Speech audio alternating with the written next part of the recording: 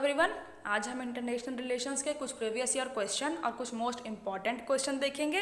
ये क्वेश्चन दोनों ही मीडियम में है, इंग्लिश और हिंदी दोनों में। सारे क्वेश्चन अटेम्प्ट करिए और अपना स्कोर कमेंट बॉक्स में जरूर मेंशन करिए। ये मेरे बारे में कुछ इन्फॉर्मेशन है। हम चलते हैं क्वेश्चंस की तरफ।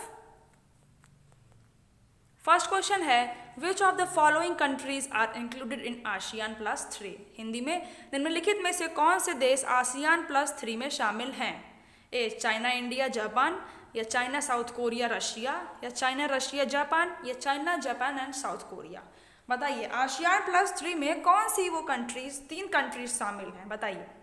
इसका करेक्ट आंसर होगा ऑप्शन डी, यानी कि चाइना जापान और साउथ कोरिया। ये ASEAN+3 फोरम बना कब? ये बना 1997 में। और आसियान कब? 1967 में, जिसमें कि 10 मेंबर कंट्रीज हैं और उसका हेडक्वार्टर कहाँ है? जकार्ता, इंडोनेशिया में। चलते हैं नेक्स्ट क्वेश्चन की तरफ। क्वेश्चन नंबर सेकंड है, collective security system of UN is based on the principle of. Hindi में संयुक्त राष्ट्र की सामूहिक सुरक्षा प्रणाली के सिद्धांत पर आधारित है।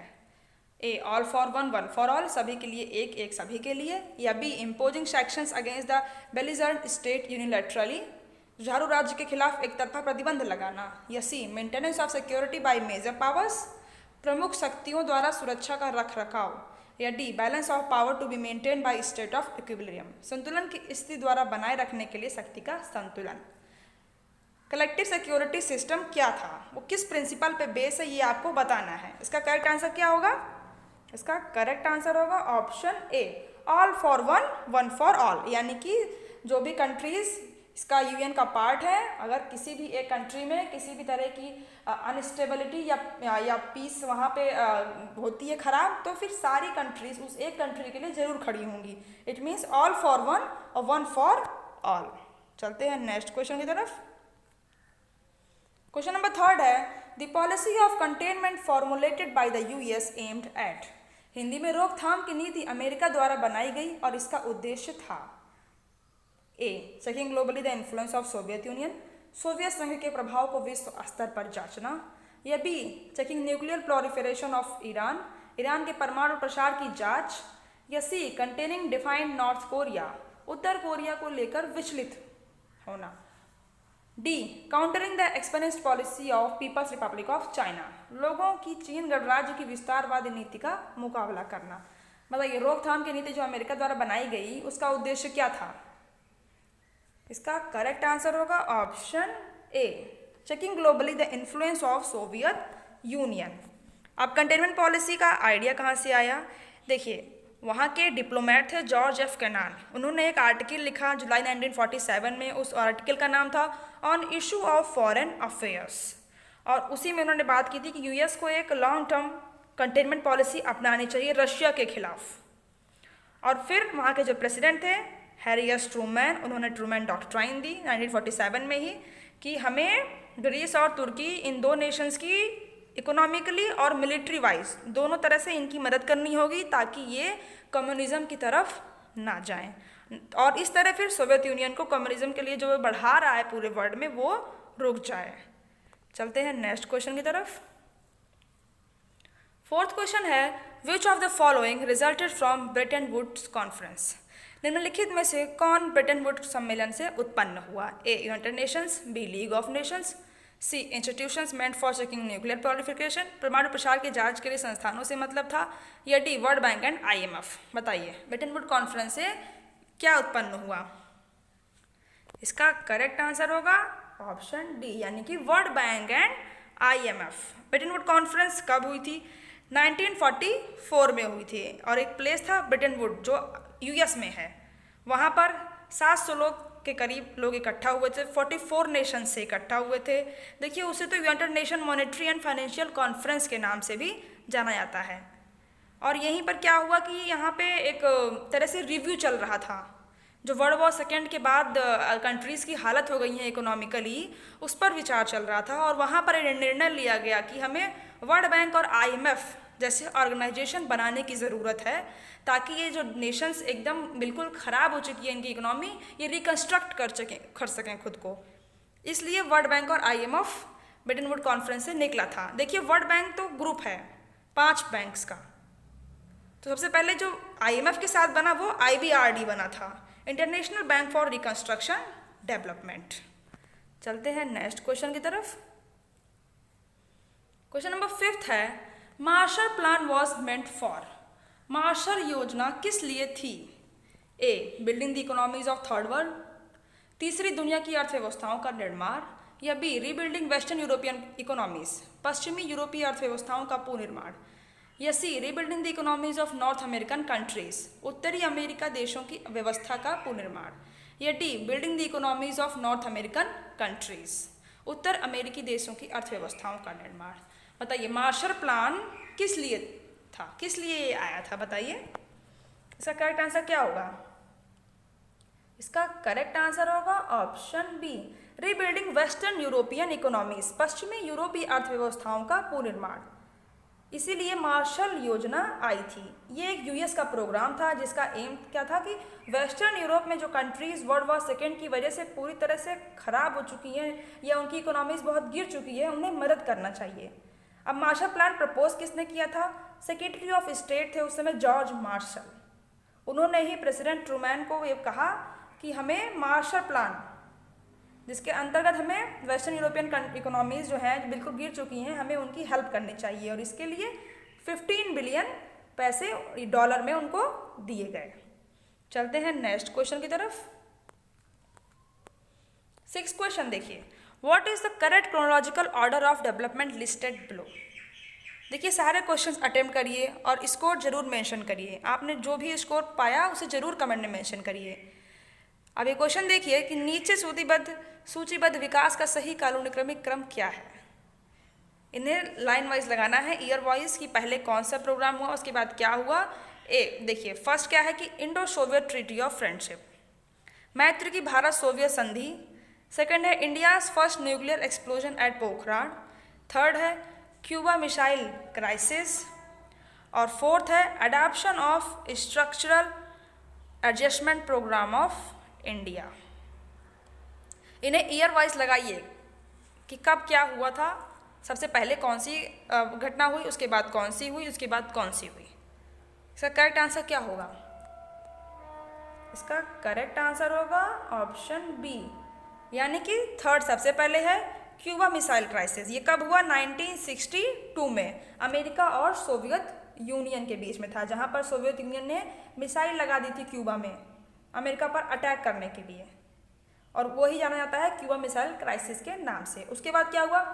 Indo Soviet treaty of friendship 1971 में, यानी कि सबसे पहले क्यूबा मिसाइल क्राइसिस हुआ कब? 1962 में। फिर क्या हुआ? Indo Soviet treaty of friendship, ये कब हुई? 1971 में। फिर क्या हुआ? India's first nuclear explosion at Pokhran. उसके बाद क्या हुआ? पोखरान में भारत का पहला परमाणु विस्फोट। ये कब हुआ? 1974 में, जैसे कि स्माइलिंग बुद्धा ऑपरेशन के नाम से भी जाना जाता है। राजस्थान में इसे किया गया था, और तब प्राइम मिनिस्टर कौन थी? इंदिरा गांधी जी थी। ये इंडिया का first successful nuclear bomb test था।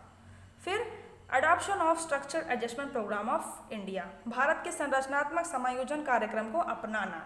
ये 1991 में भारत की जो नई आर्थिक नीति थी उसमें ये कार्यक्रम था।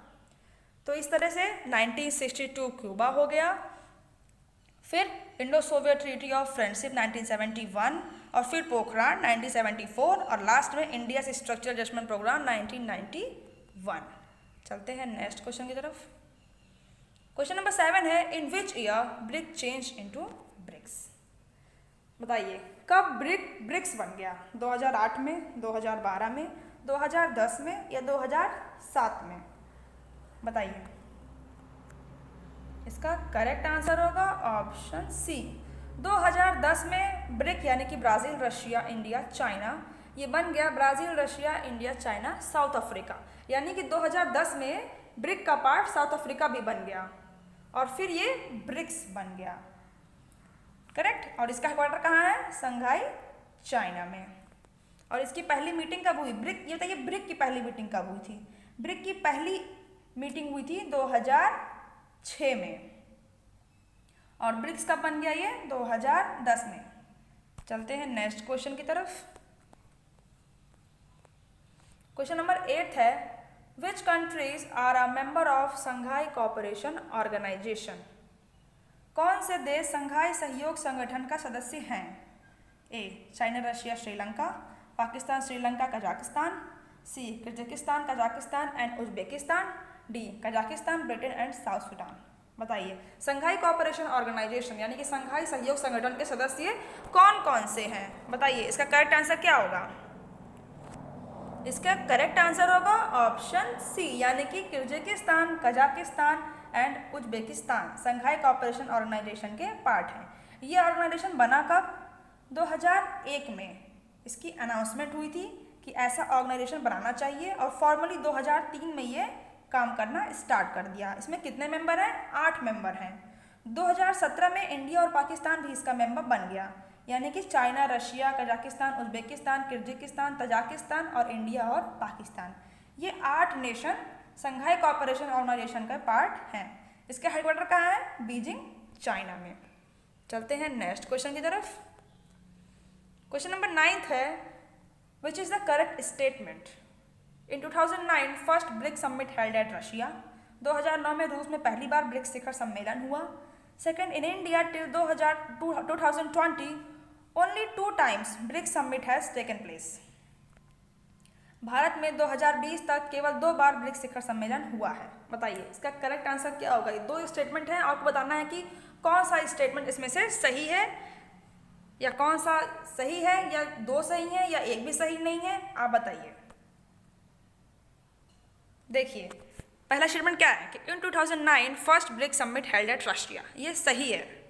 जो पहली ब्रिक्स की समिट हुई थी वो रशिया में ही 2009 में हुई थी। इसके पहले 2006 में जो मीटिंग हुई थी वो इनफॉर्मली ऑर्गेनाइज थी, लेकिन जो फॉर्मली ब्रिक्स की समिट हुई वो 2009 में रशिया में पहली बार हुई थी। और अब तक इंडिया में सिर्फ 2 बार ब्रिक्स समिट हुई हैं। कब कब हुई? एक 2012 में और दूसरी 2016 में। तो इसका करेक्ट आंसर क्या हो जाएगा? Option C, both A and B are correct statement. चलते हैं नेक्स्ट क्वेश्चन की तरफ। क्वेश्चन नंबर 10 है, which statement is correct about G20? G20 के बारे में कौन सा कथन सही है? फर्स्ट है, इट फॉर्म्ड ऑन 24 सितंबर 1998, यानी कि ये 24 सितंबर 1998 में बना था। Second, it is made up of 19 countries and African union, ये 19 कंट्रीज इसकी मेंबर हैं और अफ्रीकन यूनियन इसका मेंबर है। या third, Brazil, Canada, China are its members. बताइए, इन 3 में से कौन से स्टेटमेंट G20 के बारे में सही है? ये सारे सही हैं। बताइए, इसका करेक्ट आंसर क्या होगा? बताइए, इसका करेक्ट आंसर होगा ऑप्शन डी, यानी कि केवल थर्ड स्टेटमेंट सही है। अब फर्स्ट स्टेटमेंट सही क्यों नहीं है? क्योंकि G20 ग्रुप ऑफ 20 नेशन ये कब बना था? 26 सितंबर 1999 में, 1999 में बना था ये। और ये 19 कंट्रीज तो सही है, पर इसमें अफ्रीकन यूनियन नहीं है, इसमें यूरोपियन यूनियन इसका पार्ट है। करेक्ट। चलते हैं नेक्स्ट क्वेश्चन की तरफ। 11th क्वेश्चन है, what is North South dialogue? उत्तर दक्षिण संवाद क्या है? Dialogue between North America and South America, dialogue between developed North and developing South, dialogue between East Asia and South Asia, या नन ऑफ द अबव। बताइए, उत्तर दक्षिण संवाद क्या है? इसका करेक्ट आंसर होगा ऑप्शन बी, यानी कि डेवलप्ड नॉर्थ और डेवलपिंग साउथ, इन 2 नेशंस के बीच में जो डायलॉग है वही है नॉर्थ साउथ डायलॉग, यानी कि उत्तर दक्षिण संवाद। चलते हैं नेक्स्ट क्वेश्चन की तरफ। 12th क्वेश्चन देखिए, विच of the following statement is correct? निम्नलिखित में से कौन सा कथन सही है? A, Hans Morgenthau supported the new realist theory, यानी कि हंस मॉर्गनथ्यू ने नव यथार्थवादी सिद्धांत का समर्थन किया। या B, he wrote a book Politics Among Nations in 1946। बताइए, कौन सा स्टेटमेंट सही है? ऑप्शंस है, only 1 is correct, only 2 is correct, या दोनों स्टेटमेंट सही हैं या एक भी स्टेटमेंट सही नहीं है। बताइए, इसका करेक्ट आंसर क्या होगा? इसका करेक्ट आंसर होगा 4th, यानी कि नन ऑफ द अबव, इनमें से कोई भी स्टेटमेंट सही नहीं है। देखिए, हंस मॉर्गनथ्यू ने न्यू रियलिस्ट सपोर्ट नहीं किया था, इन्होंने क्लासिकल रियलिस्ट का सपोर्ट किया था। और जो इनकी बुक है पॉलिटिक्स अमंग नेशन, ये 1946 में नहीं 1948 में पब्लिश हुई थी। करेक्ट। चलते हैं नेक्स्ट क्वेश्चन की तरफ। देखिए इसमें ऑथर है, इनके कंसेप्ट हैं, आपको मैच कराना है कि कौन से ऑथर ने कौन सा कंसेप्ट दिया या उससे रिलेटेड है। बताइए। अलेक्जेंडर वेंट है, Ernst Haas, John von Neumann and Morgenstern, Richard Ashley. Game theory किसने दी, पोस्ट मॉडर्निज्म से कौन रिलेटेड है, कंस्ट्रक्शनिस्ट कौन रिलेटेड है, नियो फंक्शनिज्म से कौन रिलेटेड है। बताइए इसका करेक्ट आंसर क्या होगा। देखिए इसका करेक्ट आंसर होगा ऑप्शन फर्स्ट, यानी कि देखिए अलेक्जेंडर वेंट किससे रिलेटेड है, कंस्ट्रक्शनिस्ट से रिलेटेड है ये। अर्नेस्ट हॉस किससे रिलेटेड है, नियो फंक्शनलिज्म से रिलेटेड है। और जॉन वन न्यूमान एंड मॉर्गनस्टीन किससे रिलेटेड है, गेम थ्योरी से। और इन दोनों लोग ने ही बुक मिलकर लिखी थी, उस बुक का क्या नाम था, theory of games and economic behaviour. कब पब्लिश हुई, 1944 में। और लास्ट में है रिचर्ड एस्ले, ये पोस्ट मॉडर्निज्म से रिलेटेड थे।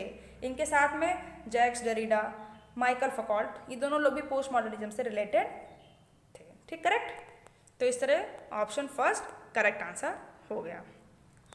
अब अगर आपको क्वेश्चन अच्छे लग रहे हैं तो आप लाइक करिए, कमेंट करके अपना इसको ज़रूर बताइए। और अगर कोई आपको डाउट हो तब भी आप कमेंट में ज़रूर मेंशन करिए।